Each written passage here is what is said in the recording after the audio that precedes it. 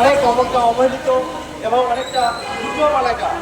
এটা 2008 সালের আগ পর্যন্ত আমাদের সাতক্ষীরা জেলাকে 5টি সংসদীয় আসন ছিল। সামনে আমরা একটা বাংলাদেশের বৃহত্তম একটা উপজেলা, সুন্দরবন বেষ্টিত উপজেলা, উপকূলীয় উপজেলা। সেই উপজেলা 2008 সালে বিগত তত্ত্বাবধায়ক সরকার সেটাকে একটা আসন কমিয়ে 4টে আসনে রূপান্তরিত করে।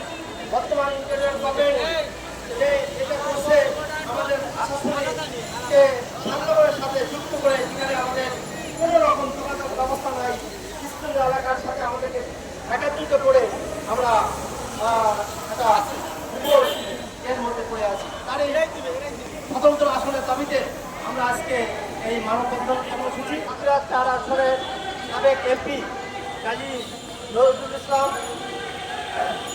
আমাদের মাওলানা নুরুল আফসার, জামাতে ইসলামের আমির, আশাশুনি উপজেলা আব্দুল সুবহান মুকুল, আইনজীবী সাতক্ষীরা জজ কোর্ট, অ্যাডভোকেট ইয়ারুল ইসলাম, বাংলাদেশ সুপ্রিম কোর্টের আইনজীবী অ্যাডভোকেট আব্দুল সালাম, বাংলাদেশ সুপ্রিম কোর্টের আইনজীবী আমিরুল ইসলাম, ছাত্র অধিকার বিষয়ক সম্পাদক বাংলাদেশ ইসলাম ছাত্র শিবির, ডক্টর মুখলেসুর রহমান, আইন ও ইন্টারন্যাশনাল আইন ও আসসালামু আলাইকুম।